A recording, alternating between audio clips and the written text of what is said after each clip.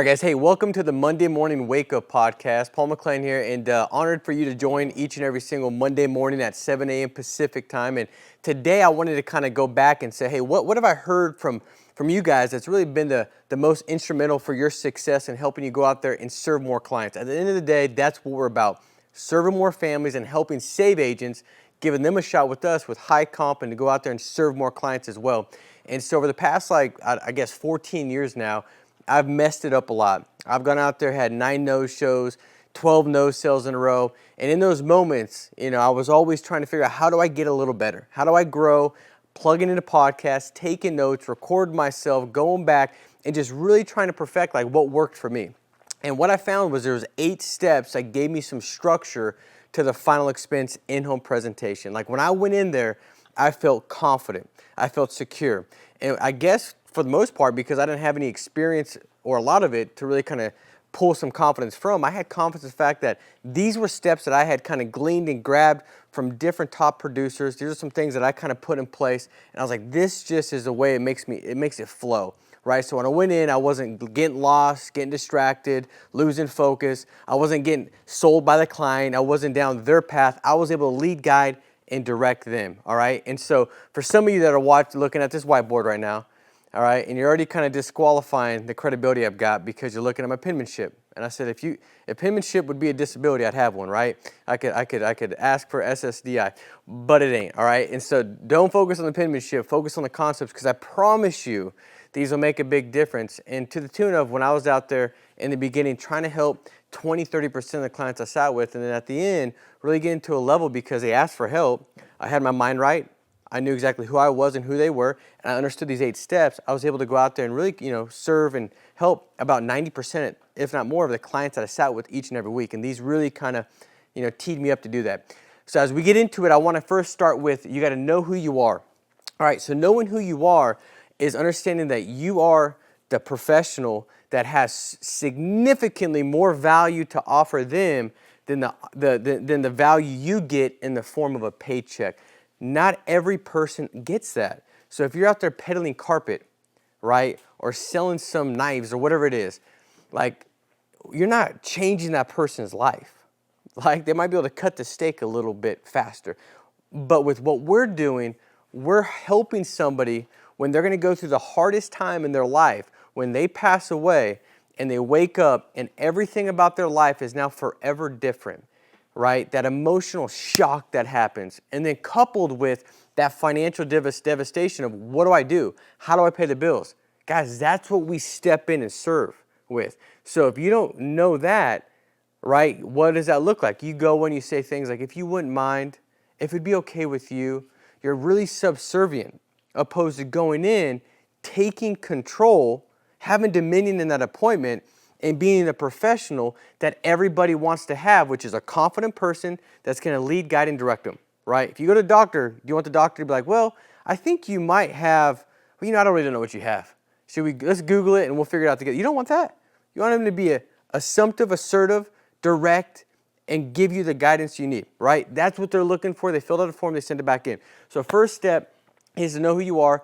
The 2 things that are going to matter most. So if you're like, man, I'm struggling with my clothes, with my ability to help families, I'm struggling. The 2 things that you're going to see throughout this is building a strong why. That's why they filled it out. That's why you're there. That's the trigger of what caused them to fill out the form to get you to the house. The second thing is being assumptive, right? They don't want somebody that's kind of lackadaisical, like if you wouldn't mind, if you think this would be okay. They want somebody to say, this is what we're going to do. When I took my kids to the doctor, and she had stitches because they were running on the couch, bumped into each other with sheets on their head, which is not a smart idea, right? And they fell off and hit the coffee table. I didn't want the doctor to say, well, it's kind of up to you. Do you want to do sutura or do you want to do do you want to do the glue? What do you want to do? I want him to say, listen, this is the T-chart trade-offs. This is what makes the most sense given your daughter's cut situation, what it looks like. We're going to need to do this. And I'd have been like, good. I hated the guy because he was like, well, it's up to you. And I was like, I don't want it to be up to me. Didn't you go to school and get a degree? Because I did not do that, right? So you want to be assumptive. All right, let's jump into it. So step 1 is mind right. So for me, And I think everybody would agree, because nobody has a market corner for life happening. Things happen, right? When I had first got in this business, man, I was 19. I had my first daughter already. I had just gotten married, and it wasn't like happily married because I was 19. Well, I was 18, and we didn't know how to treat each other. It was terrible. I mean, so much so we ended up getting separated. Praise God, we found, we really leaned on Him, got back together, and now we got 5 kids together. And not to say we don't still have arguments, but it wasn't like it was then, right? Back then, it wasn't good. Back then, I had 2 nickels in my account. Back then, I had a lot of things that would have took my eyes off the client and put them on myself before I stepped out of my car door. In order to best serve the client, I had to get the eyes off me and on them long enough for me to articulate value, showed I cared, and move them to buying the product. So first step is when you're in your car, that 1-minute goal setting. What does that look like? It's visualizing everything about that in-home going exactly as you want it to go. Visualizing you knocking on the door and then being excited to see you. How many people in here, you've knocked on the door and in your mind, you have that thought of, they're probably busy. They probably don't want to see me. Have you had it fair? Well, that's because by default, we're always going to be moved by negativity. We have significantly more negative thoughts than we do positive ones. We have to speak to ourselves, not listen to ourselves. So when I'm visualizing, we don't know the difference between what we imagine and what we experience. I'm trying to see the way it's going to go out or take place, and then I just step into it, and it happens, right? So you got to visualize it all going right. You building rapport. You going through the process. You going through the financial inventory. You going through the options and quoting. You want to see all these steps in your mind before you step out of that door, right? You want to compartmentalize, visualize all steps. You also want to remind yourself of a story. See, it's easy to lose track and become almost numb to the value of what we do, right? I'm just helping another client. And we lose the fact that that client might not be here tomorrow. And if they're not here tomorrow, what does that look like? So if we can get ourselves in that space, that mindset, that mind frame, then all of a sudden we go out and sit with that client, we're going to be able to have more passion. So when we need to be bold, when we need to be direct, when they give us an objection, we're going to be able to stand firm, right? And show that we're standing up for you. We care about you, and my passion is for you, because in my mind, I'm pretty confident that you might not come home tomorrow. So before we get out of the car, what we have to do, whatever story you've got, if you've got a personal one, go to that. If you've heard somebody on another podcast before talk about their story, go to that. Write it down, and I'll give you one, right? So you could write it down if you don't have one. Let me give you one real quick. About 7 months into the business, I sit with Paul and Shoshana out in Yucca Valley. I go over to their house. There's like 7 different people there. DirecTV's there, man, water person's there. Everybody's there. Why? They just bought the house. They just moved in. So I go in and I took charge. I said, Paul, listen, man, I know you got a ton of stuff going on, but be clear. I want to have complete focus because this is the most important thing you're ever going to get. Because if something happens to you, I know how important your family is. I mean, Shoshana, she looks like she's going to give birth any minute. He's like, dude, that's funny because she's due in about a week because she was pregnant. And they had a little girl, Michaela. And so I took control. I said, man, I need you to focus, not for me, but for you, because I want to make sure you understand this and that you understand exactly what's in place and how important this is for you. So I go through everything with them.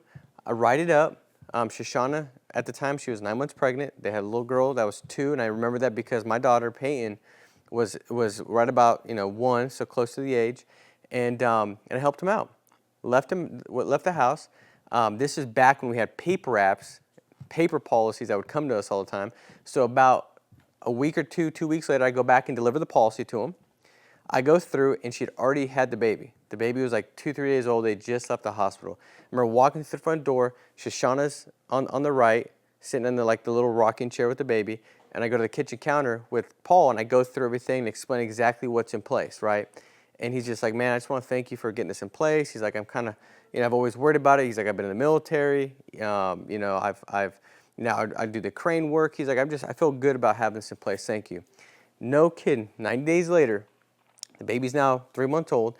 I get a call from Paul, or Shoshana, and she's like crying hysterically. And I said, Shoshana, what happened? She said, Paul was in his crane, hit a power line, jumped out of the crane. The power line hit him and electrocuted him to death. She said, he's gone, and I don't know what to do. Now, Paul was the main breadwinner. Shoshana never worked. I couldn't bring Paul back. Nothing I could do. I couldn't fix that emotional hurt she was going through.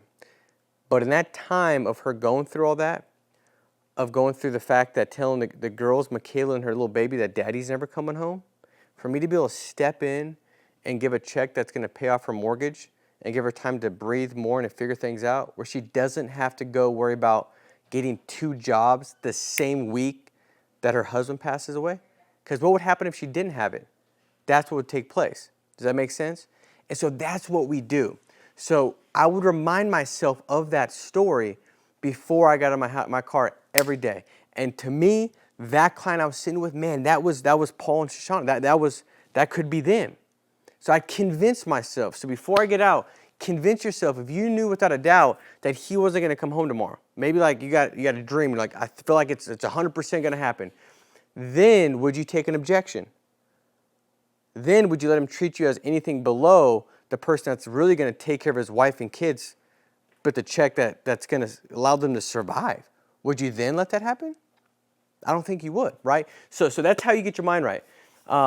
Next thing is this. When you step into the door, I reminded myself as if they had a sign over their head that said, make me feel special, right? And I wanted to be authentic.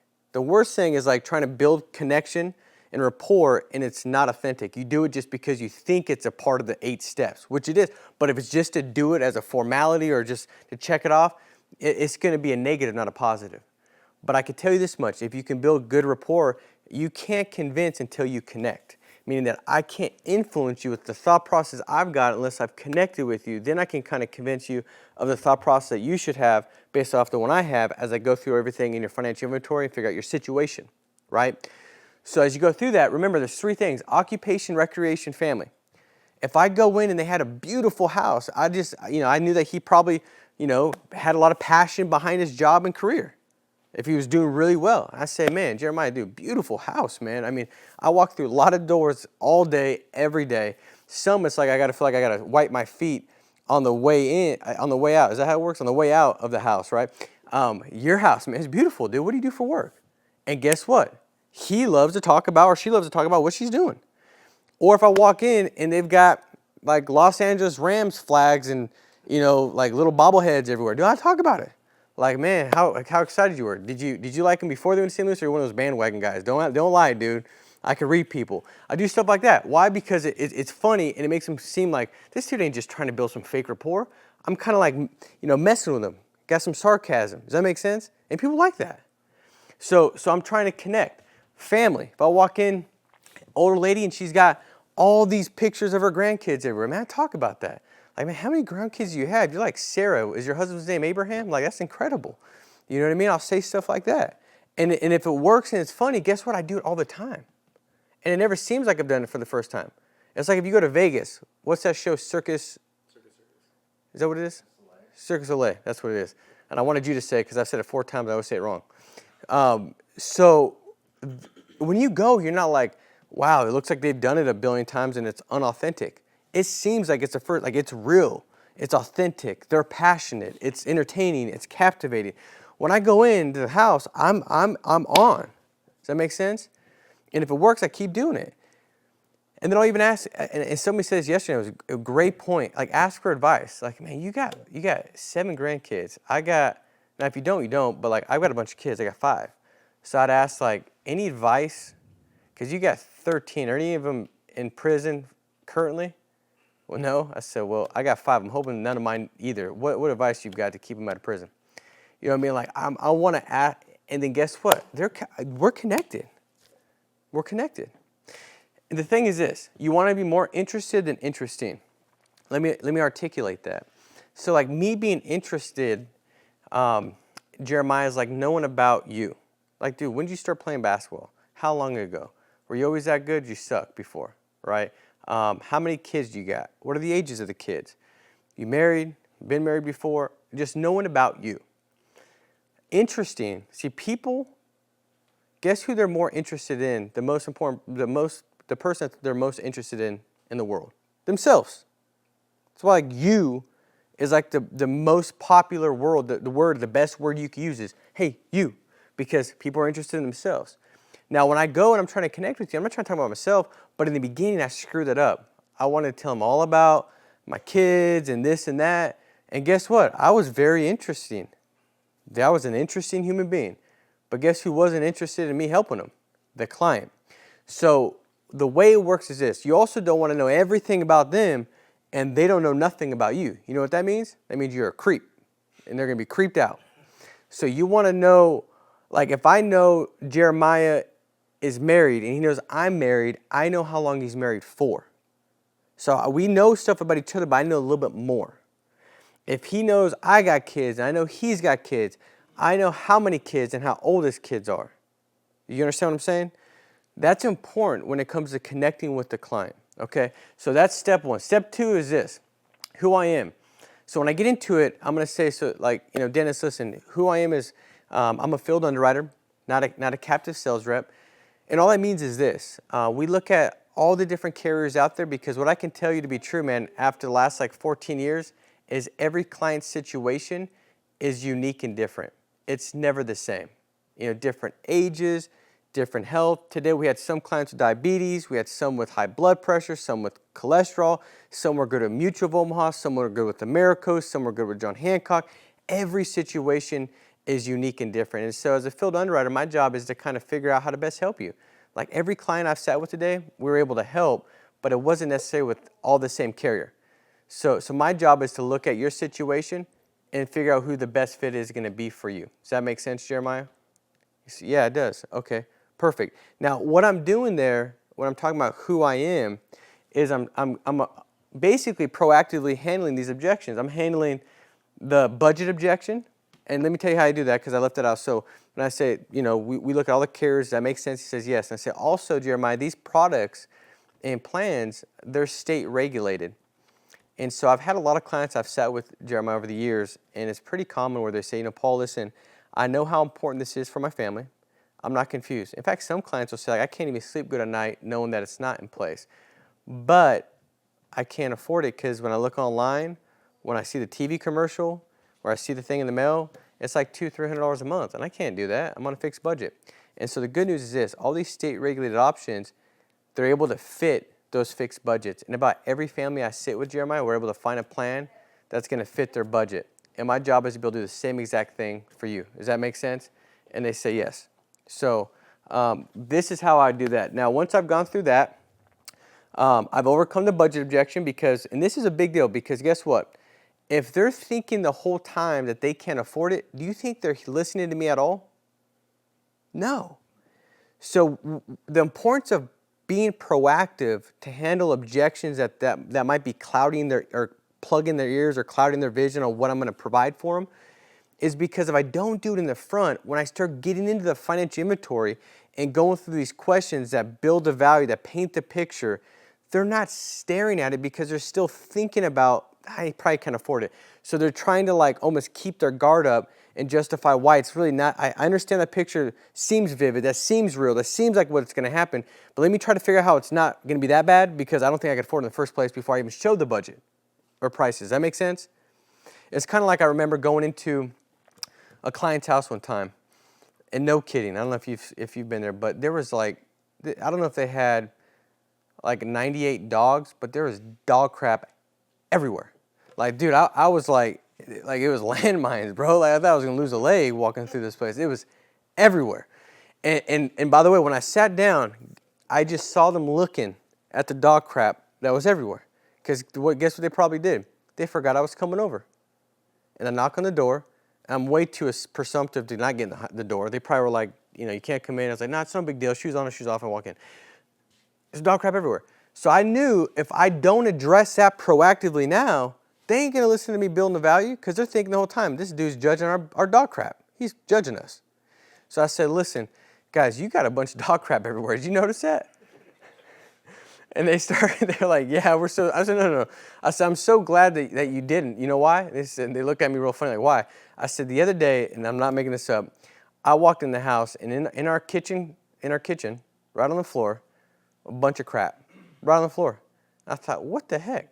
Now, the problem with that is this. I don't have a dog. So I walked over, my 3-year-old walked over, and she just dropped one. So at least you got dog crap. I got like human crap at my house. And they start laughing. It's no big deal. But you got to proactively handle the objection before it happens if that objection is going to cloud them from hearing what you're going to provide with the questions you ask and the picture you paint. So budget objections, shop around. That also covers the shop around. We use all these different carriers. So I'm proactively handling the shopping around. Like, well, shouldn't we always, I've always heard get multiple options. I'm overcoming that, what they've heard or initial thought that they've heard by handling it that way. The third thing is wrong perspective of me. The reality is this: when I step in the door, I can't change how the client sees me. I can't. Their perception of me is going to be derived from whatever they've experienced in the past or whatever they heard, right? They might have experienced somebody coming over and selling them like a vacuum, and they made it, and they were pressure. Now when I go in the door, they kind of tie me to them. But everything about what I say and comes out of my mouth from that point I walk in the door until the point I walk out of the door, I can articulate and communicate where they start to see me the way I need to be seen in order to best help them. And the way I see myself is I'm a professional, I'm the doctor, the patient. So if that's the case, when I say stuff like, we use all these different options, everybody that I sat with today I was able to help, I'm using the herd concept, everybody we sat with today I was able to help protect, but it was different carriers and different options. So guess what? They're starting to shift me from seeing me as a salesperson, because I said I'm not a captive salesperson, I'm a field underwriter. So I'm giving them the right perspective of me. That makes sense? All right, point 3 is this: 3 reasons why. And again, in every point, I'm trying to bring the why and keep the why right in front of them. Because people buy when the emotion is high and it's backed by logic. People, you see, emotion leads to motion. You can't get people to move unless there's truly emotion there, right?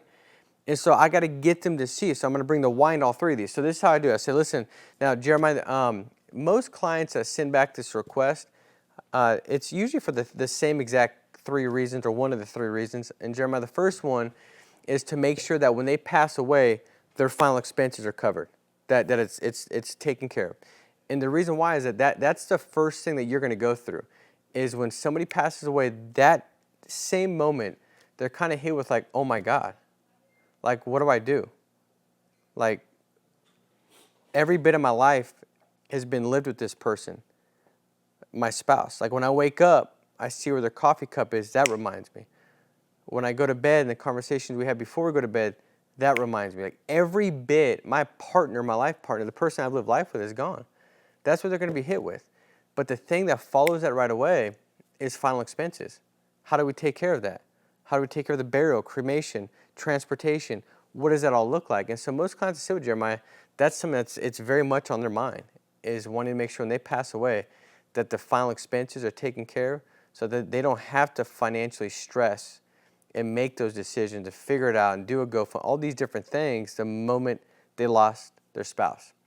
The second thing is income replacement.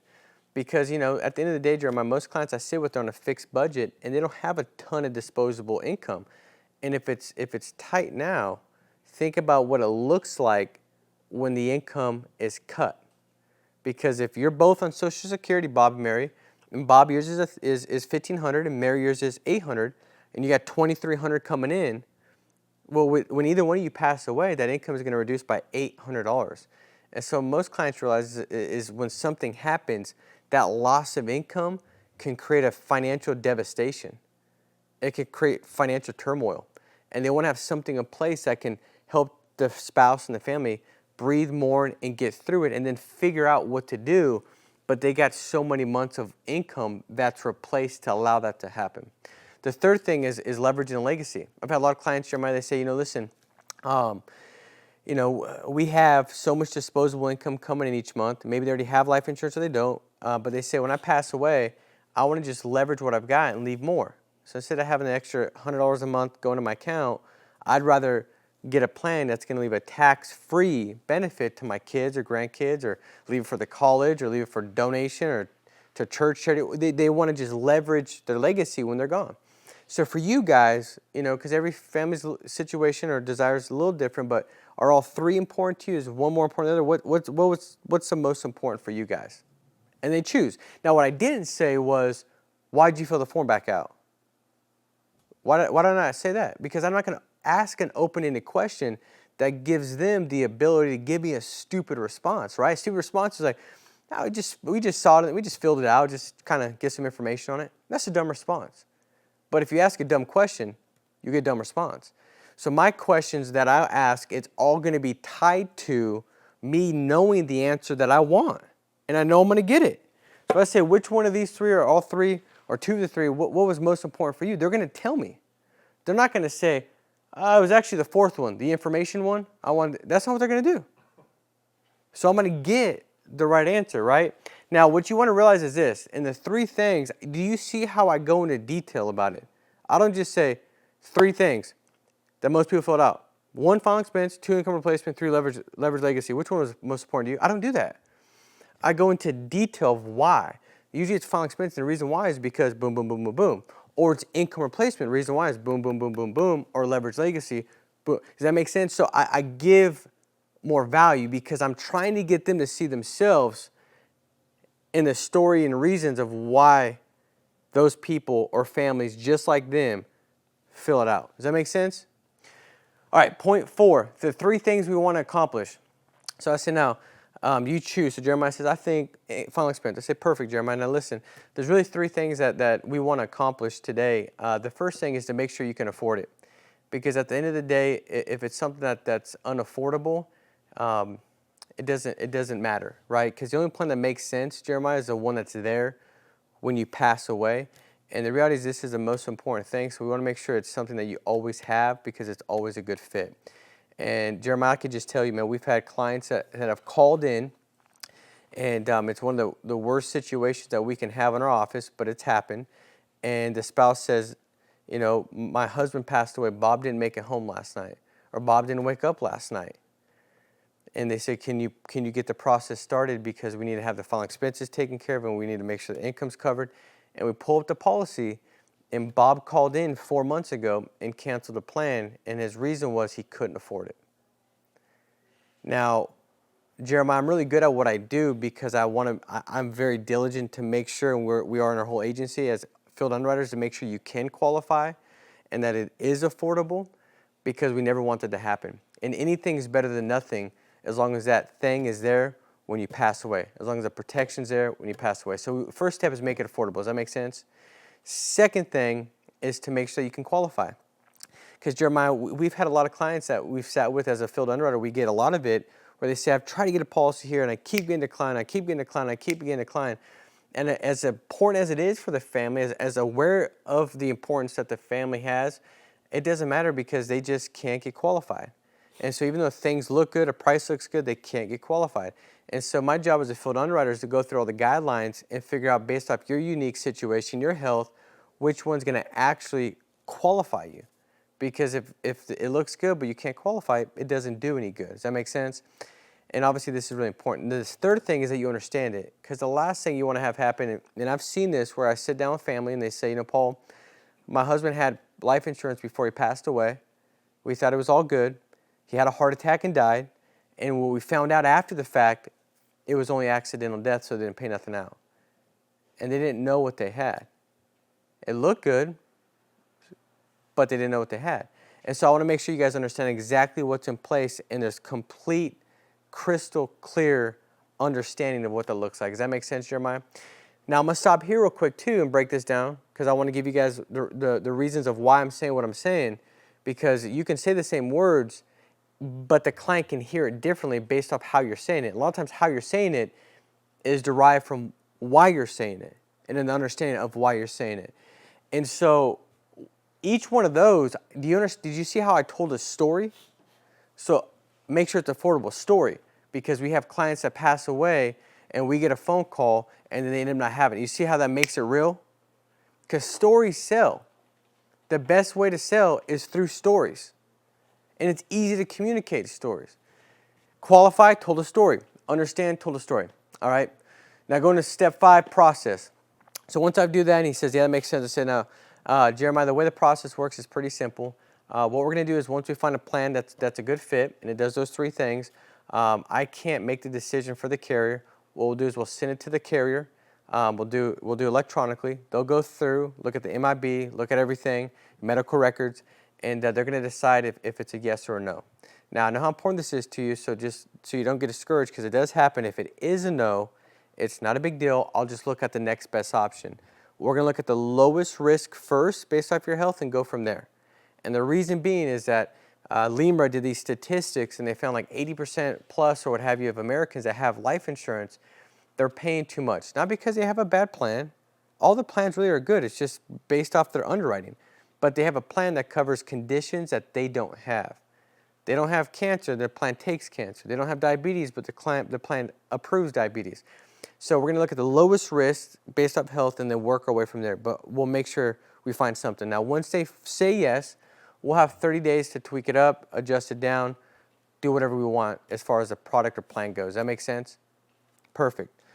Now, in that process, I'm also doing a takeaway, okay? Because the whole psychology behind what I'm trying to communicate throughout the whole process is that, and everybody wants to do this, which is true. Because guess what? Would you be at their house if they didn't want to do it? When's the last time you invited someone to your house and you had no interest in what they were doing? Like you literally filled out a form, they called you, booked an appointment, and you had no interest. You'd have to be a psychopath. Or you're really lonely and you're trying to find a friend. Or a mate, which is even weirder. It just doesn't work like that, right? That's not what they're doing. They're interested. So when I'm saying that, and then I back it with, if you do get declined, because I'm not sure if you get qualified, that creates that pull because people want what they can't get. That's the way it is. All right? And they might not get it. You might submit the Eagle Premier or the Yet, and they might say no, right? And then you got to make adjustments. You got to call an audible. All right. Point 6, financial inventory. This is, so I've already gone through the why in many of these things, right? Now, this is the ticket. This is how you start helping a lot more clients than you're helping currently, is that some of you don't get into the why or start talking about the why or telling stories or painting pictures until you get to the financial inventory. I've already got them thinking, like they're already like, wow, this is important. Wow, I need this. I'm already got them there. I've already broken down the wall of this guy's a sales guy. I've already showed that I cared by these stories and articulating. That's already gone. And now I'm going to start painting the picture specifically to them. This is a big deal if you've done all this in the setup.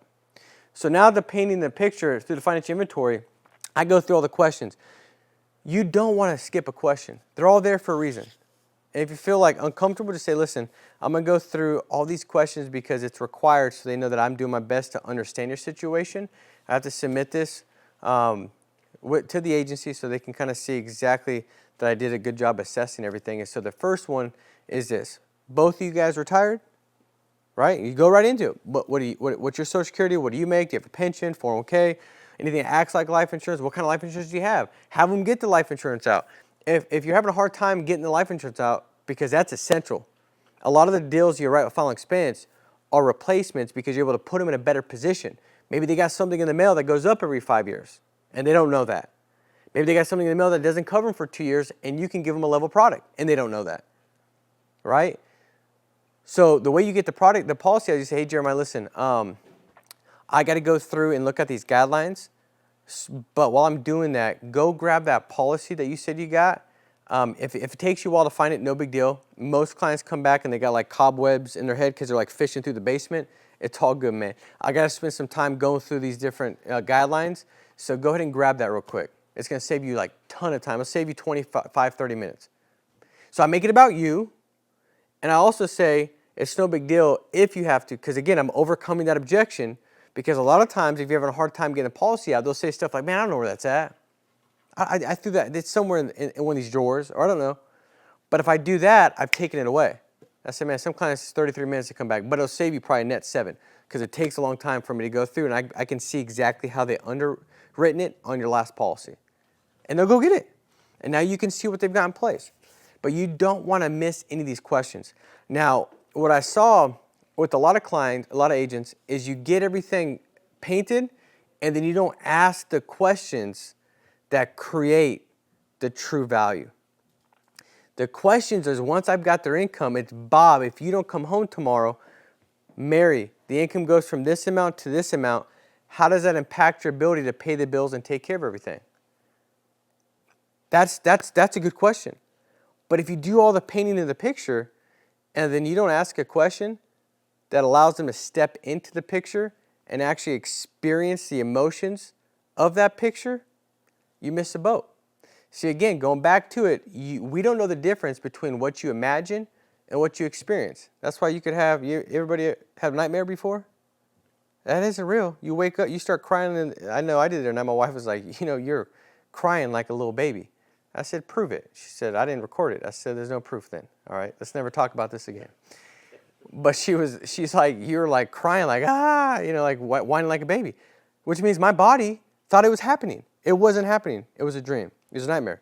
So when you can create that picture and then say things like, Bob, if you don't come home tomorrow, Murray, the income goes from this to this. What does that look like for you? Now, you have to ask with sincerity. What you don't do is say like, dude, it drops $800. What are you going to do then? Like, that doesn't work because now it's like manipulative. You're like, what the heck? I'm going to punch you in the face. What I'm going to do? How about we fight instead of going through this process? But you want to ask it with sincerity. Like, I care. I'm compassionate. I want, like, what does that look like for you? Because I'm here for you. And she says, now the thing is this. If about 32 seconds in, a lot of agents do, they start talking. Well, would you have to sell it? Would you have to do this? Would you have to do that? No, let silence do its work. Every second of silence, they're living in that picture. Don't disrupt them living in the picture of what's going to come, which is what builds the emotion, which builds the value, because you can't hang with a little silence. Let silence do its work. And they get depth in those questions. If she says, I don't really know. Well, what do you think, would happen? If you did know, what would that look like? And get deeper with it. My kids might have to help up. Is that something that you'd want to have? Would you want to have them have to do that? Well, no, not really. Okay, got it. Well, that's what I'm here to do for you guys is to really kind of do my best to help you out with that. And I definitely understand, looking at the situation, the picture you guys have here. And then you go on to the next part. Does that make sense? But get some depth to it. How, who would help out? Well, my son. Does your son live out here? No, he lives in Ohio. Got it. So would he have to fly out here to take care of that? Yeah, he would. Okay. Would you want him to have to take care of all those expenses and all that on his own? No, I wouldn't. Yes, I understand. Most clients, Bob Mayer, that I talk to, they want to know when they pass away. It's almost like the last love letter because a lot of kids don't know, and then I give them a call and let them know that they have it, that they care enough to take care of this. So I definitely understand, man, 100%. And I go right back onto the next step, right? So make sure you get depth with it, okay? Now, the quoting part, once I've gone through the financial inventory and I've gone through all that, and they say, yeah, does that make sense? They say, yes. I said, well, now I'm going to go through the different options. At the end of the day, we want to make sure, like I said, those three things are accomplished. You can qualify it, you can afford it, and you can understand it. So let's go ahead and break this down real quick, all right? So looking at your situation, now I already know in my mind what their budget looks like. I have an idea of what that looks like already, because if they're making $900 a month on Social Security, do you think I should show them something that's $800 a month? No, right? So I kind of have an idea. If they're making $100 a month, I might show them something that's like, $100, $70, and $40, right? If they're making $4,000 a month, I might show them something that's $240, $180, and $85. But just have an idea of what it looks like and use some common sense behind it, right? It's almost commonsensical. So the big deal with the quoting is this. I'm not just showing an option and saying, hey, it's $15,000, it's $90 a month. This one is $20,000, it's $120 a month. Because guess what that doesn't do? That doesn't bring value. And every part of the steps, I'm trying to bring the value to it. Remember this, the death benefit, it doesn't matter what it is, it's what it does. Like if I said, Bob, you get $10,000 for $100 a month. Does that excite Bob? No. Of course not, because that's what it is. But when I show the option, I articulate what it does. So Bob, this plan here is $10,000. So when you don't come home, God forbid, if you don't wake up tomorrow, Mary's shaking you, what this plan is going to do is she's going to have enough to cover the burial expenses for the most part, depending on if she gets a nice comfy casket or not. but it'll help with that, right? So what this will do is give her the peace of mind that when something happens, that's there to take care of that. Option 2 is $20,000. It's going to cover the final expenses, and Bob, the $800 a month that's going to be reduced as far as income, that's going to give her 6-7 months of income replacement to pay the payments, to make up for the loss of income each month, to be able to mourn, to grieve, and to get through that and move forward in a healthy manner. Option 3 is this. So when you go through all these different options, you see how I'm bringing more value to it? Because a lot of times we get to like, not so interested, or you get to, man, that's not a whole lot for this. It's because you're talking about what it is, and 10,000 might not seem like a lot, but what it does is a lot. If I can say this 15,000 will make your mortgage payments for 8 months or 9 months, and that'll give you the ability to not lose the house, to be able to fix things up, put it on the market, go through those processes without having to worry about it the same month your husband passed away, and then you can sell it and you get the 200 grand in equity out. Well, guess what? That 15,000 is not really 15,000. It's like 200 grand, because that 15,000, what it does is it save the 200 grand that'd be going back to the bank if you didn't have this plan for $122 a month. Does that make sense? So what it does is where it sells. What it does. All right. Last thing is this to close. So as I've gone through all this, this is where I go back to be assumptive. Okay, I've had agents that are like, man, it was going so good. They were crying. I started crying. We're all crying. And then at the end, they said they want to think about it. I'm like, well, what was your close? I just told them, like, do you want to start the process now? Do you want to start the application now? I said, that's the worst close ever. It'd be like walking down, like if I was at Stater Brothers buying toilet paper for my house, and he walked by and he said, hey, so do you want to buy toilet paper now? My natural response would be like, no, I'm thinking about it, dude. Now, did I go to the toilet paper aisle to think about buying toilet paper? Have any of you guys window shop toilet paper? Like, let me just go see if Charmin's come up with some new fabric blend. Let me just see if they got something new. You don't do that. But it's the same thing. They had them crying, but their clothes was terrible. Their clothes induced sales pressure. It didn't reduce it because there was no assumptiveness. The assumptiveness is saying, now, Jeremiah, we can't make a decision today because we don't know if it's going to qualify. But if it were to qualify, based off of premium and protection, which one of these options do you feel would make the best bet for you and your family? That one. Okay, great. We'll see if we get you qualified there. We can adjust. If we do, grab your driver's license for me. That's it. That's it. It's assumptive. So be assumptive at the end. And realize that you've already painted the picture. You were there because they wanted you to be there. They sent in a form. They understand how important it is. You've gone through and articulated all the value. You've painted a picture. They've lived in the picture. They understand what their situation looks like. At the end, don't screw it up because you lack assumptiveness. Be assumptive, all right? Real quick, in 2 minutes, we'll do bonus stuff. Key phrases that you'll hear is most families, about everybody in your situation.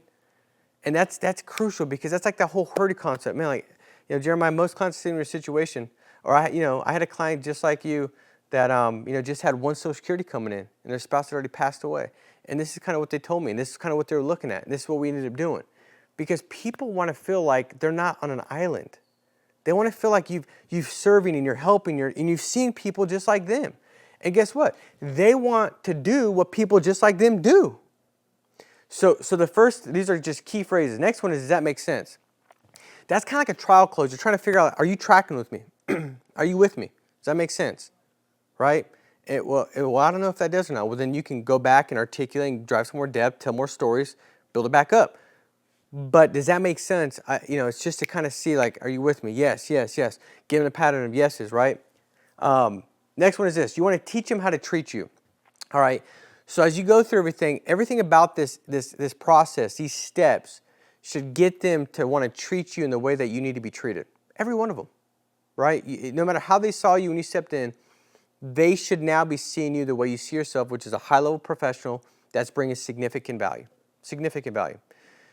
Now, if I somehow throughout this process get any kind of inkling that you're not really seeing me as a person of value, you're kind of treating me still as a salesperson, and I kind of feel that, I'm going to stop and I'm going to just ask a question, and I'm going to go through this term versus whole life thing real quick, that as I go through it is me getting you to see me as I need to be seen. The way to work is this. So Dennis, do you know the difference between term and whole life? Most clients say, well, I think so. I'll give you a 1-minute class on it for free. So term and whole life. Term policies cover you for just a block of time, right? For just so many years.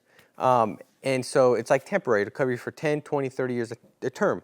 Most clients, I've heard a lot of clients say, man, I heard term was great, whole life sucks. And if they've heard that, it's typically coming from a captive salesperson that only sells term. And then I've had clients, because whole life covers you for your whole life, premium is higher, it doesn't end. But I've had clients say, you know, Paul, I've heard that I should do whole life, and term sucks because it just runs out, it ends. And usually when they've heard that, they've talked to just a captive salesperson that only sells whole life. Now guys, I've filled underwrite, and the reality is they're both good. It just depends on your situation. Depends on what we're looking at, your age. If you're 19, you have $2.32 in your bank account, and you had a first kid, do term. Because when it ends at 20 years, you're still going to, it just depends. If you're a little older, you want to lock in. So what I'm saying is, like, as I go through this stuff, if you've got any kind of preconceived notion of what's more valuable, it's probably because a salesperson spoke to you. I underwrite so I could tell you which one's the best. Now, I only did that story. For one, it did give them some education. For one, they might see me more as a professional. They might see me as somebody that's more educated that can help them, right? But also, I got to get them to see me and treat me as how I want to be treated, which is a professional. Does that make sense? So that's kind of something I always would throw out there if I was just watching you and I felt like you weren't treating me the way I need to be treated. Does that make sense? You want to teach them how to treat you.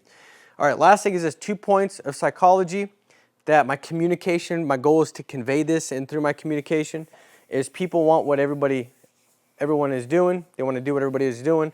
The next one is people want what they can't have, which is what we kind of talked about. So that's kind of going throughout the whole process. And so guys, I hope this makes sense. This is something that will give you some framework as you go out there and serve the clients, but be authentic, be you, right? The thing that sells the best nowadays is authenticity. Why? Because we're in such an artificial world. Authenticity shines so much brighter, right? When everybody's consumed with social media and the highlight reels and everybody's got the perfect this, perfect that, right? When you go in and you're authentic, you're real, you're upfront, you have some self-deprecating humor, you connect with them. That's the stuff that works well.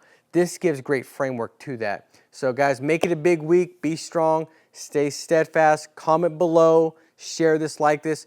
Sean Mike did come out and said that he's now we're going to give $250 a week to 4 people.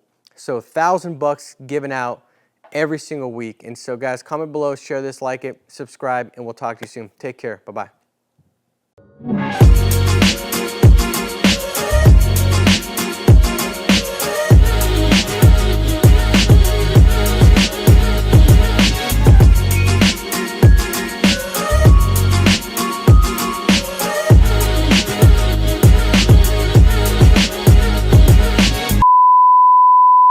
What is going on, guys? We are once again giving away not $250, not $500, not $750, but $1,000 worth of leads right now, which means we're giving away $250 4 times.